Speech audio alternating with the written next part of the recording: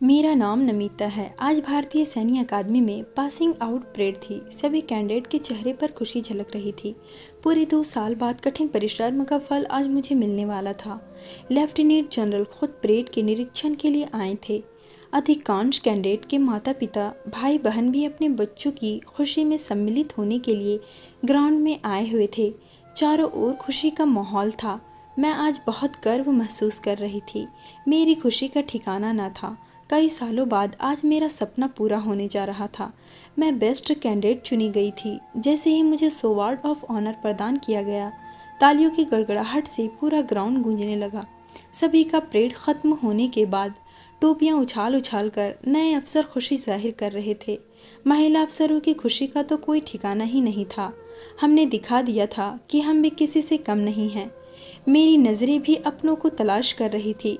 उस भीड़ में मेरी नज़रें अपने मामा और अपनी दोनों छोटी बहनों को खोजने लगी। जैसे ही मेरी नज़र दूर खड़े मामा और अपनी बहनों पर पड़ी, मेरी खुशी का ठिकाना न रहा। मैं बेतहाशा उनकी ओर दौड़ पड़ी। मामा ने मेरे सिर पर हाथ रखा और फिर मुझे गले लगा लिया। मामा भी मेरी खुशी को देखकर बहुत खुश हो रहे थे और मेरी बहनें भी बहुत खुश थी। मैंने अपने मामा को कहा, मामा यह सब आप ही की तो बदौलत हुआ है। आप ना होते तो हम तीनों बहनें ना तो पढ़ लिख पाती और ना ही इस काबिल बन पाती।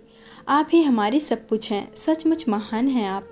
कहते कहते मेरी आंखों से एक बार फिर आंसू बह निकली। मेरी पलकें कुछ देर के लिए बंद सी हो गई और फिर मैं अपने मम्मी पापा को याद करने लगी। मेरे पापा एक सरकारी स्कूल में टीचर थे। हम 3 बहनें थे। मुझे पढ़ना बहुत पसंद था। मेरी दोनों बहनें भी पढ़ने में बहुत तेज थी। मेरे पापा को हम तीनों बेटियों पर बहुत गर्व था। मेरी मम्मी ज़्यादा पढ़ी लिखी तो न थी, पर हम लोगों को पढ़ाने के लिए बहुत आगे रहती। मुझे हमेशा पढ़ने के लिए कहती। हमारी परवरिश में कभी कोई कमी न छोड़ती। पापा का यहाँ वहाँ तबादला होता रहता। माँ और हम तीनों बहनें घर पर ही रहते। पापा अकेले जाया करते थे। पापा बस छुट्टियों में ही घर आते थे। आस पड़ोस के सभी लोग हमारे परिवार की बहुत इज्जत करते थे।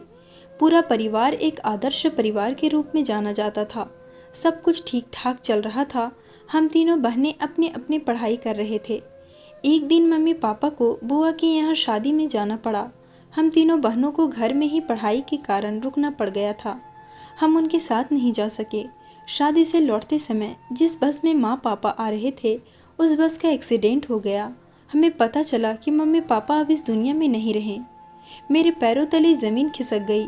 हमें अपने कानों पर विश्वास ही नहीं हो रहा था। जैसे ही उनकी लाश लौटी तो मेरा सब्र का बांध टूट गया। रो रो कर हम बहनों का बुरा हाल हो गया। जब मैंने अपने मम्मी पापा की चिता को मुख अग्नि दी तो वहाँ मौजूद लोगों की आंखें भी नम हो गई। सभी सोच रहे थे कि कैसे ये तीनों लड़कियां इस भारी मुश्किल से गुजर पाएंगी।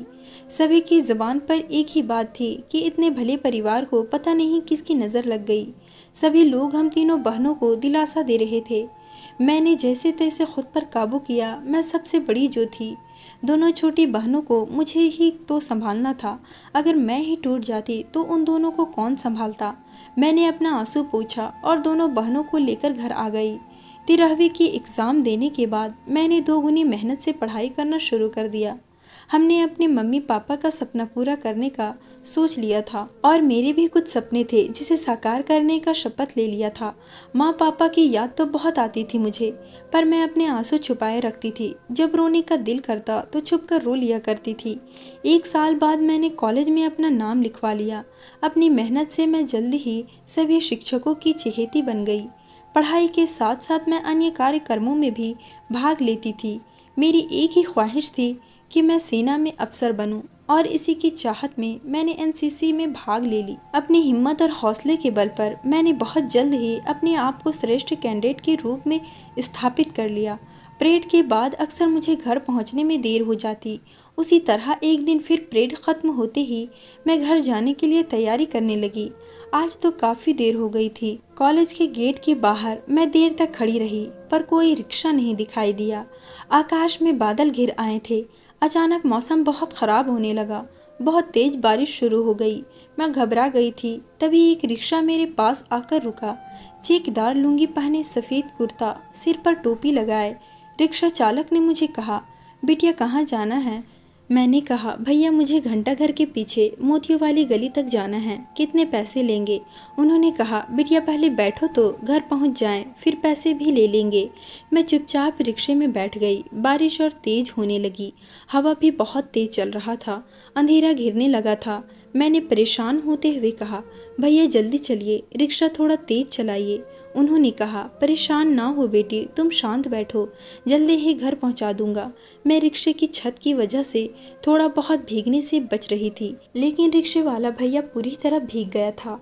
थोड़ी देर बाद हम घर पहुंच गए। मेरी दोनों बहनें नव्या और रीमा दरवाजे पर खड़ी मेरा इंतजार कर रही थी। रिक्शे से उतरते ही दोनों बहनें रोते हुए मेरे गले से लिपट गई। रिक्शे वाला भैया भी हमें देखने लगे। मैंने पूछा, भैया कितने पैसे हुए, आप मुझे बता दीजिए। अगर आप मुझे ना मिलते तो ना जाने मैं कब तक वहाँ खड़ी रहती, क्या पता मैं घर भी पहुँच पाती या नहीं। आज आप मेरे लिए एक मसीहा बनकर सामने आए। आप काफ़ी ज़्यादा भीग गए हो, चाय पीकर जाइएगा। भैया ने कहा, आज हम आपसे किसी भी कीमत पर पैसे नहीं लेंगे। भाई कहती हो तो फिर आज हमारी बात भी रख लो। रही बात चाय की तो कभी मौका मिला तो ज़रूर पियेंगे। कहते हुए रिक्शे वाले भैया ने अपने कुर्ते से आंखें पोंछते हुए हम तीनों बहनों से विदा ली। हम तीनों बहनें आंखों से ओझल होने तक उस भले आदमी को जाते हुए देखती रहीं। वे सोच रही थी कि आज के इस समाज में क्या ऐसे भले व्यक्ति भी मौजूद हैं। जब भी एनसीसी की परेड होती और मुझे देर हो जाती तो मेरी आंखें उसी रिक्शे वाले भैया को तलाश करती। एक बार अचानक फिर वह मिल गया। बस फिर उस दिन के बाद तो मुझे कभी परेड वाले दिन किसी रिक्शे का इंतज़ार ही नहीं करना पड़ा। वो मुझे समय से पहले लेने आ जाते और समय पर घर छोड़ देते। मुझे उनका नाम भी पता चल गया था, अब्दुल, हाँ यही नाम था उस रिक्शे वाले भैया का। उनका कोई नहीं था इस दुनिया में, वह बिल्कुल अकेले थे। उनकी पत्नी थी जो कई सालों पहले चल बसी थी। जब अब्दुल को मेरे माता पिता के बारे में पता चला तो हम तीनों बहनों के प्रति उसका प्यार और बढ़ गया था। मुझे तो ऐसा लगा जैसे मानो अब्दुल भाई का सहारा मिल गया था। एक दिन अब्दुल के रिक्शे से घर लौटते हुए मैंने कहा, अब्दुल भैया, अगर आपको मैं अब्दुल मामा कहूँ तो आपको बुरा तो नहीं लगेगा ना? अरे पगली, तुम मुझे भैया, मामा, चाचा कुछ भी कहकर पुकारो, मुझे अच्छा नहीं, बहुत अच्छा लगेगा। अब्दुल मामा अब मेरे नव्या और शमा के मामा बन चुके थे, मेरे परिवार का एक हिस्सा बन गए थे। तीनों बहनों को कोई कठिनाई होती, कहीं भी जाना होता, अब्दुल मामा तैयार रहते। पैसे की बात वे हमेशा टाल दिया करते। एक दूसरे के धार्मिक उत्सवों व त्योहारों का वे खूब ध्यान रखते। रक्षाबंधन का त्यौहार नज़दीक था। हम तीनों बहनें कुछ उदास थी। अब्दुल मामा ने मेरे मन की बात पढ़ ली थी। रक्षाबंधन वाले दिन नहा धोकर नमाज पढ़ी और फिर अब्दुल मामा मेरे घर सीधे पहुंचकर रास्ते से थोड़ी सी मिठाई भी लेते आए। मामा ने मुझे कहा, नमिता थाली लाओ, तिलक की सामग्री भी लगाओ। अब्दुल मामा ने घर पहुंचते ही मुझे कहा। मैं तो आश्चर्यचकित मामा को देखती रही। मैं अंदर गई और झटपट थाली ले आई। अब्दुल मामा ने कुर्ते की जेब से 3 राखियां निकालकर थाली में डाल दी और साथ लाई मिठाई भी। मैंने और नव्या, शमा, हम तीनों बहनें बारी बारी से राखी बांधने को कहा। मेरी खुशी का ठिकाना ही ना रहा। लेकिन मैं सोच रही थी, मैंने तो मामा माना है, फिर राखी कैसे बांध सकते हैं? शायद मेरी मन की बात को अब्दुल मामा समझ गए थे। फिर उन्होंने कहा, सोच क्या रही हो नमिता? तुम्ही ने तो एक दिन कहा था आप हमारे मामा, भैया, चाचा, माता पिता सब कुछ हो, फिर आज राखी बांधने से संकुचाहट क्यों? मैंने झट से अब्दुल मामा की कलाई पर राखी बांधा, उन्हें तिलक कर उनका मुंह मीठा कराया और उनसे आशीर्वाद लिया। नव्या और रीमा ने भी मामा को राखी बांध दिया। हम तीनों बहनों ने मम्मी पापा की तस्वीर को नमन किया और उनका अब्दुल मामा को भेजने के लिए धन्यवाद किया। उन दिन ईद उल फित्र के त्यौहार पर अब्दुल मामा बड़ा कटोरा भर मीठी सेवइयाँ ले आए थे। हमने उन्हें ईद की सेवइयाँ मुबारकबाद दी और ईदी भी मांगी। फिर भर पेट सेवइयाँ खाई। अब्दुल मामा ने हमारे जीवन में खुशियाँ ही भर दी थी। जब भी ज़रूरत पड़ती वे हाजिर हो जाते।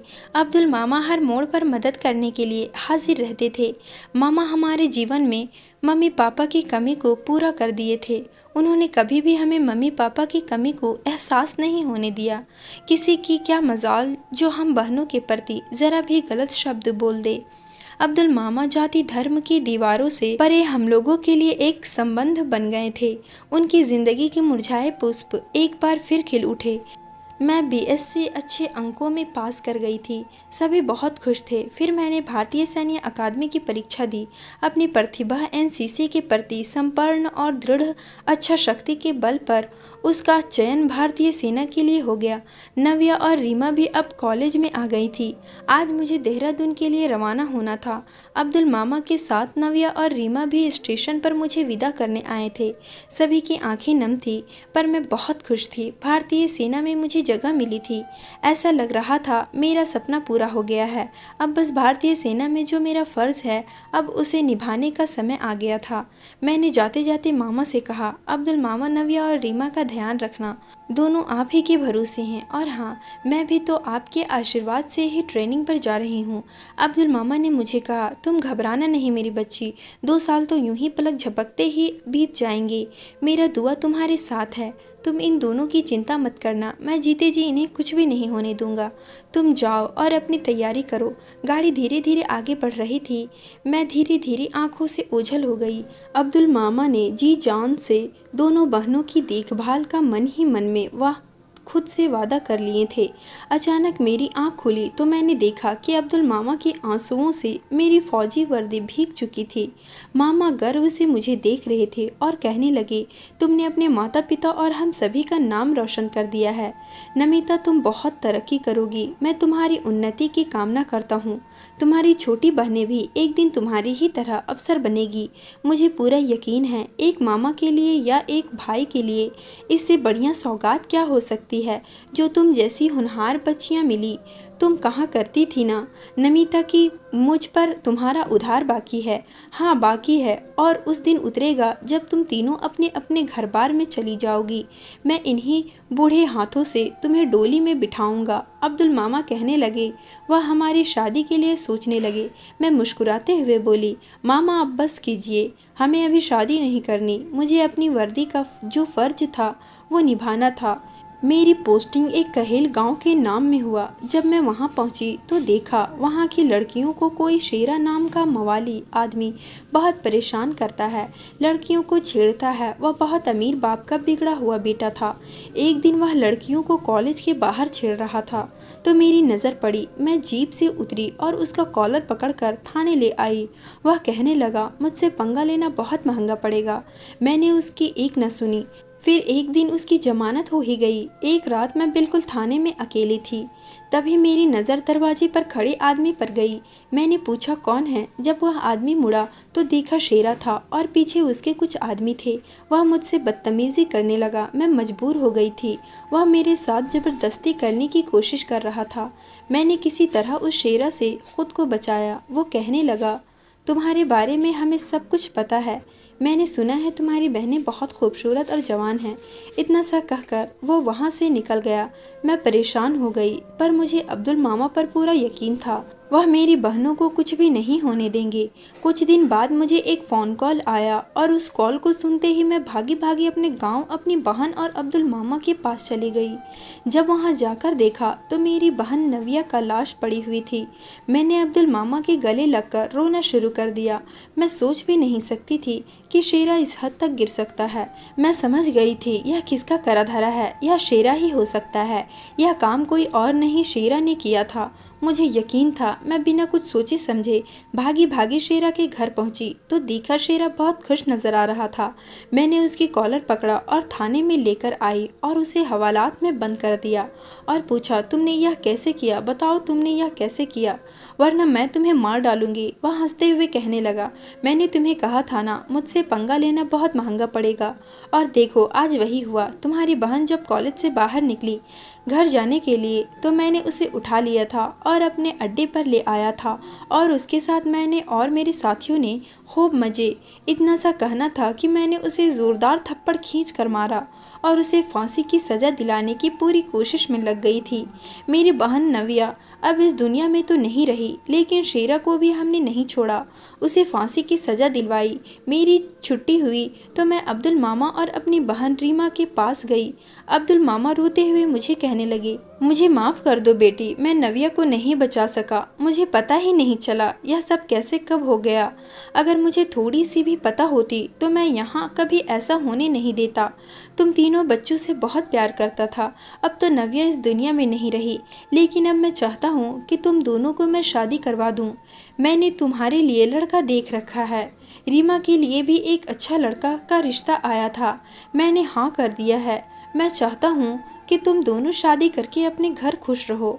मैं अब्दुल मामा की बात नहीं टाल सकी और हाँ कर दिया। माफ़ कर दो बेटी, मैं नव्या को नहीं बचा सका। मुझे पता ही नहीं चला यह सब कैसे कब हो गया। अगर मुझे थोड़ी सी भी पता होती तो मैं यहाँ कभी ऐसा होने नहीं देता। तुम तीनों बच्चों से बहुत प्यार करता था। अब तो नव्या इस दुनिया में नहीं रही, लेकिन अब मैं चाहता हूँ कि तुम दोनों को मैं शादी करवा दूँ। मैंने तुम्हारे लिए लड़का देख रखा है। रीमा के लिए भी एक अच्छा लड़का का रिश्ता आया था, मैंने हाँ कर दिया है। मैं चाहता हूँ कि तुम दोनों शादी करके अपने घर खुश रहो। अब्दुल मामा की बात नहीं टाल सकी और हाँ कर दिया। हम दोनों बहनें शादी करके अपने घर बसा लिए।